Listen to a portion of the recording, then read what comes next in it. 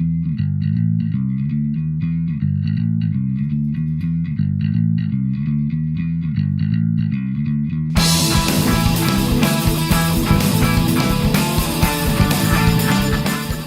and welcome to another Beard Clipper video. In this video I'm going to go through the process I've taken to build my little diorama of Alice and the Dragon.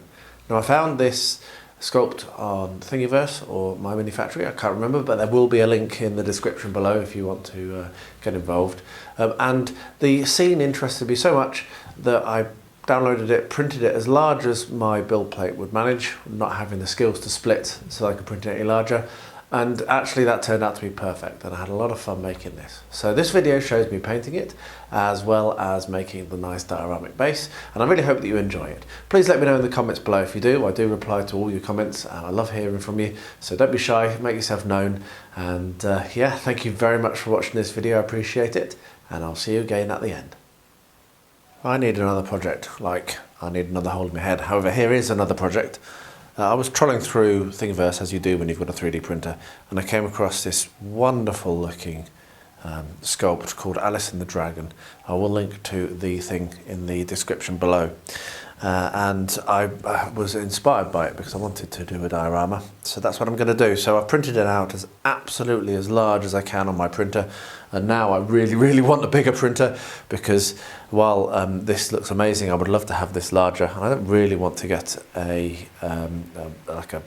I want to keep resin, I want to stay with resin. So the next thing will be to save up and buy a big 4K printer so I can do things like this, because this seems to be where I'm going, is just printing things to paint. Seems like what I'm into at the moment. But anyway, this is big enough. It's going to look very nice. I'm going to do it on a scenic base, and my thinking is to just like make it as nice as I can. So I have printed and washed this, but I have not yet cured it. What I'm about to do now is trim off all of the supports and then pop it into the cure for a few minutes. And then I will bring you along for this short project. I'm not sure yet exactly how much I'm going to film, but what I would like to do potentially is at least have a painting guide, so potentially just show the paints I used and do some speeded up painting sessions, but we shall see. Anyway, this is a new project, Alice and the Dragon, and I really hope that you do enjoy watching this.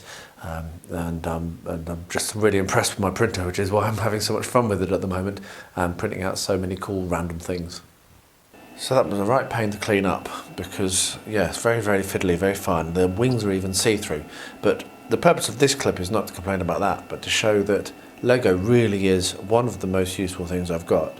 What I'm using it here to do is to hold the model in a more upright position so that I can continue curing the underside and the top side in my cure machine. So there we are. Lego, you do need it. You need it all the time. So let's have a look at this. I've primed this with the grey primer that I use, which is the Vallejo airbrush primer, which I use and I actually brush on because I'm scared of my airbrush, honestly. And what I'm going to do now is I'm going to start painting it. So I've just been having a quick look on the internet at pictures for Alice and the Dragon, and it does look like the dragon should probably be quite dark, so like a black dragon.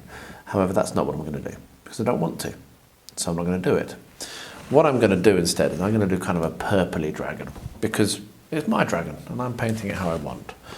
So I have royal purple, which is a really cool colour, and I also have other kind of purpley type colours. So I have blue violet and violet red, which are also awesome.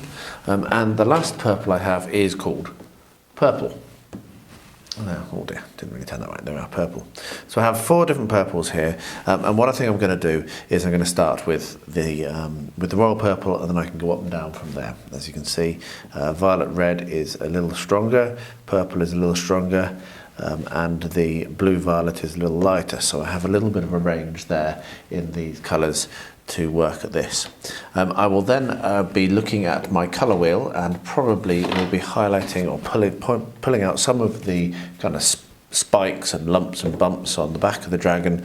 If we look at purple, I'll probably be looking at something kind of greenish, which is going to be quite nice. Or I could even, I believe, go over here a third across So yeah, I'm going to play around with the colours on the colour wheel and see what happens. So I'll pop some music on, and hopefully this will work out nicely. I'm going to go for royal purple first of all, and I will introduce each colour as it comes up on the screen, so that you know what I'm using. So yeah, let's get painting Alice and the Dragon.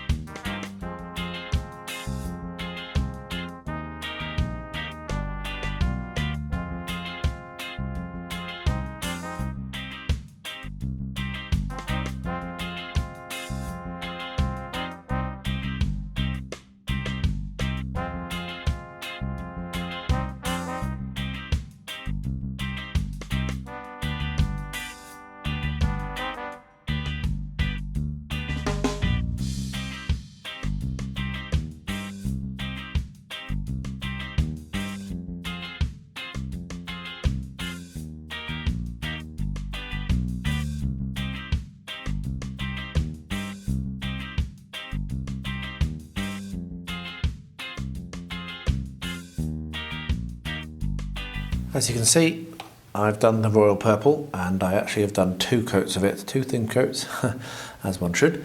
And so now I'm ready to start painting up Alice. I will be doing a lot more, I think, to the dragon than that's there, but for now I want to just get the base colours down so I can kind of plan on the next bit. So I'm going to be using basic skin tone from Vallejo, which is 70815, and I will pop that in text as well, and I'm just going to very, very basically block in the colour on Alice, like so, and then I can paint her clothing and her hair, and she'll be done. So that's going to be the quickest part. The fun part is going to be painting up the dragon, obviously, as it should be. So yeah, I'll get that done. And then when that's fully dried, so that because I've been using Alice as my purchase point while painting the dragon, then I will bring you along for the next step. So yeah, let's just get some flesh tone on this young lady.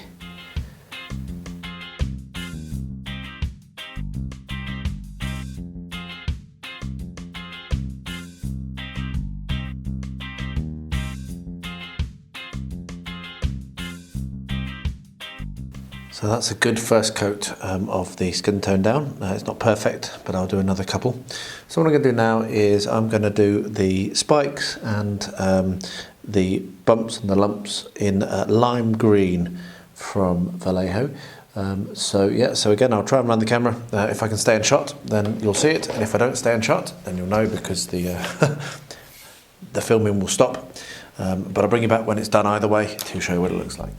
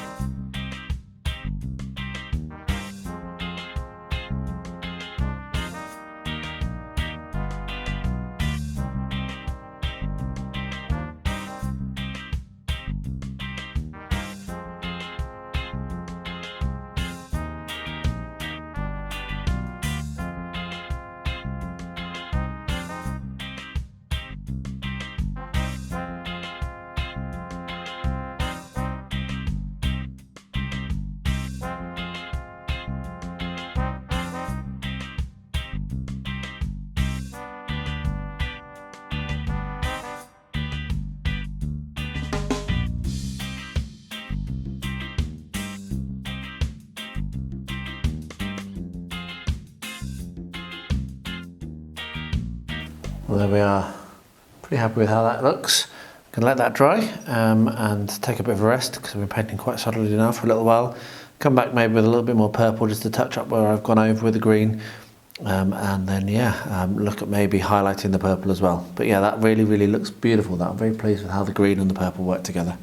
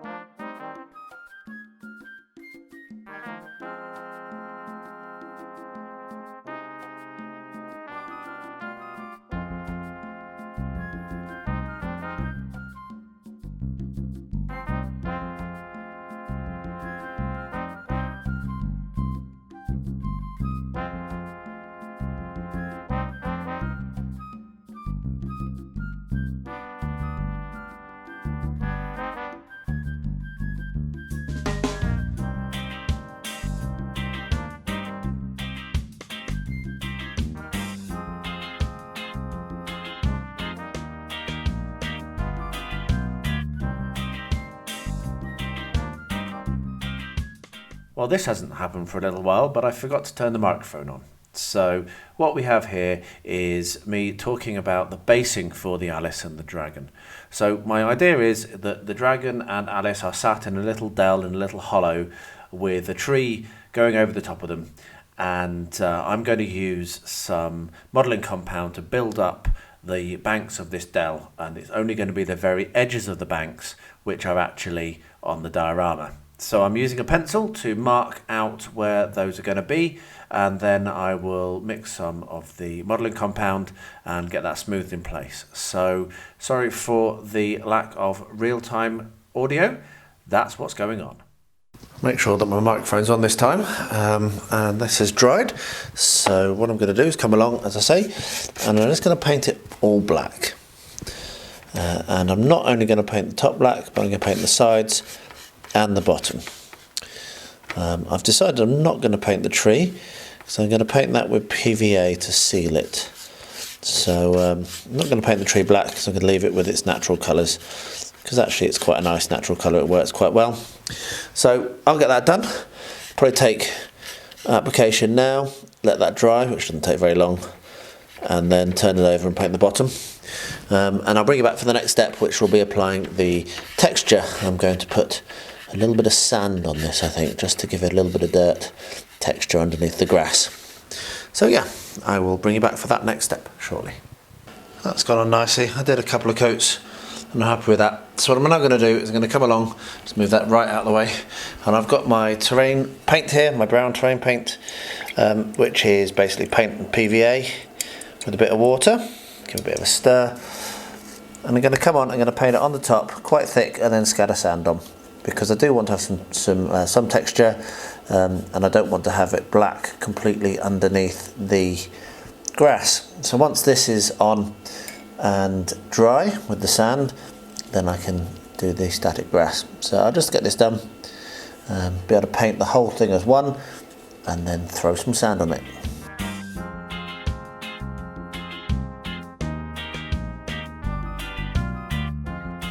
Just like that. I've left this for 24 hours actually, just because of busyness. You don't need to. And what I'm now going to do is come along with the same brown and paint it over the top of the sand, and then leave that for another however long. This one does need to be left to dry completely, because the next step will be applying the static grass. And if the sand is loose, then you won't get a very good adhesion with that glue. So yeah, so we're just going to paint that brown on, and then let that dry. So I'll get that done and bring you along for the next step when I get to it. Okay, it's time to do some dressing on this now. So I was going to do just a green sward, but I think I'm actually going to make use of some of this Serious Play tufts that I really like. They're really, really colourful. And I'm also going to chuck some tulips on, because I love tulips. We have them coming up in the garden now, and so that's really nice to see. So I put the sheet down, and I've got the static grass and everything ready, and then I've changed my mind just as I've stood here. So what I'm going to do is I'm going to put in place these elements, these extra elements, and then I'll do my static grassing. So as I always say when I'm working with this, you do need to have tweezers when you're sticking these tufts down, because they do stick to your fingers quite a lot. Also, really what you should be doing is putting some PVA underneath them. So I'm going to do that. I'm probably actually just going to use some fast drying basing glue, because it will be faster drying and it will look nice. So I'm just going to put some of these flowers just around the edge, just here. I'm not going to do too many. I don't want to overwhelm it. But it's going to just add that splash of colour, which is going to make it a little bit of a nicer display. And I'm putting these on before I do the static grass, so the static grass goes around them. As you can see, they're just lovely. I need to order some more actually. I bought these for doing Rosie's Hobbit hole, and now I am rambling. Anyway, so when this is dried, when the fast dry basing glue has gone off completely, then I will come along and I will do the static grass. So that's that done. There we are, just some nice colours there. And I'll get the tulips out now.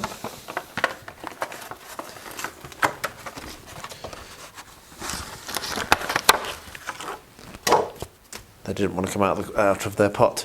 So I'm not going to go for the yellow ones, I'm going to go for a purple one. And these, actually, I need to get my little bradawl. And I'm going to just look at where is that? That's going to sit roughly there. So I think I might put one or two just here. So a little dip of the bradawl, and then get some basing glue on it, and then push it in. They are a bit out scale, but it doesn't matter. It's just going to look very pretty. So I might put just a couple just around here, just to frame the shot. There we are. That's another one. So a little bit more. Got the basing glue on my finger, I hate that.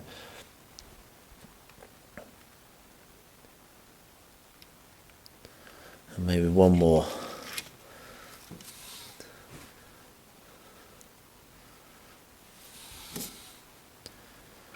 Just here.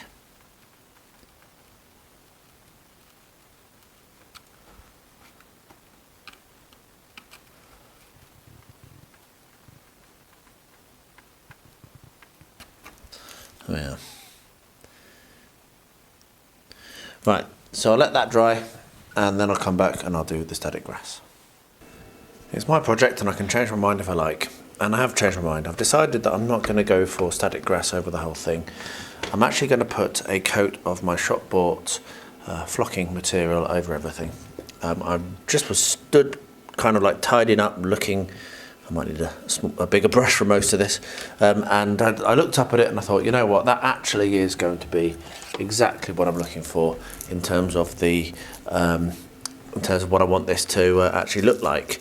I might put some static grass on, but certainly I'm not going to put it on all over the base. So I've just got this old brush which is actually just broken on me as well. So and what I'm going to do is paint my scenic glue on over the top of all this, and then scatter a load of the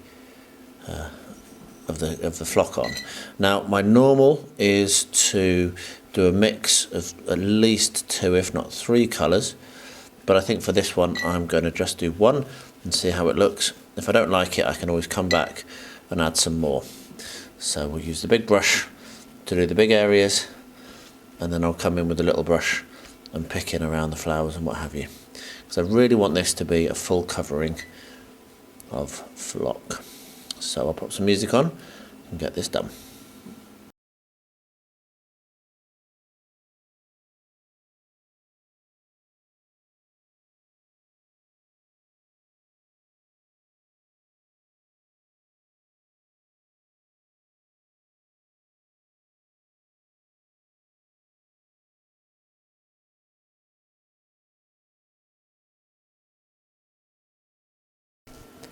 And there we are. I'll let that dry and then I'll seal it with some more of the scenic glue, and then I think I'm done unless I do decide to put some static grass on. So now what I'm going to do is I'm going to come along with the scenic glue, paint it all over, literally all over, and it looks horrendous and you get all scared, but then it does dry clear, so don't worry.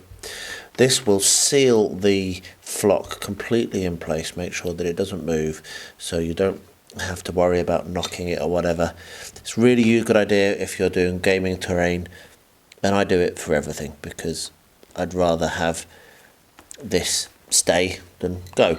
So I'll use a smaller brush again for around there. And what I'm then going to do, once I've painted this on, I'm actually just going to sit the dragon and Alice on top of the scenic glue covering, because that will give a good enough adhesion, and but not too much. So if I want to remove them, I obviously can. So yeah, I'll get that done, and then this project is finished. It's been really good fun. Really enjoyed it. It's a really nice print, really nice colours, and I particularly like my little 10x10 display, channeling my encounter terrain 10x10 practice. So yeah, I'll go and get a smaller brush touch up those little bits that I haven't been able to reach with this big brush, and then I will just literally sit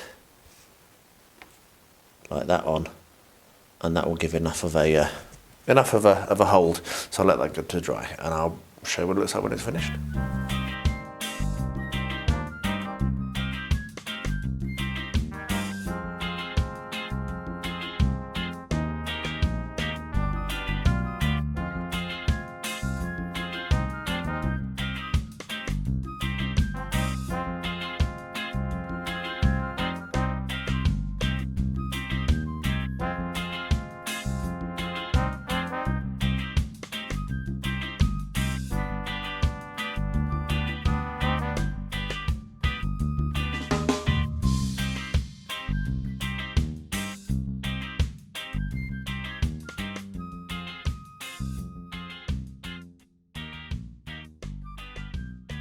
Well, there you are. I was really pleased with how that turned out, and yeah, it's on the shelf and it makes me smile to look at it. Now the funny thing is while I was making this, I showed the 3D file to Quinian from Quinian's Budget Crafts, and he had a look at it and said that actually it was very, very badly put together model, which is a bit of a shock because it printed out okay, but he says that the guy who did it was a little bit sloppy in places. So your mileage may vary on printing out the file there. However, Quinn is currently working on fixing it a bit, and I will hopefully come back to this model, print it out bigger, because he's going to split and key the wing so I can print it out larger, and I'm going to try to persuade him to actually put that up on Thingiverse or my manufacturer, whichever one he chooses, so so that can be shared. So you may see this come back to the channel at some point in the future, but I'm not sure. So thanks, as I say, for watching, and if you get this far, I really do appreciate it. I hope you've enjoyed it. I hope this inspires you to maybe do some creating of your own. Let me know in the comments below. Love to hear from you, and your comments really do inspire and encourage me, so don't be shy, do shout out. And I'll wrap up by saying, as I always do, please stay healthy, stay safe, and stay well.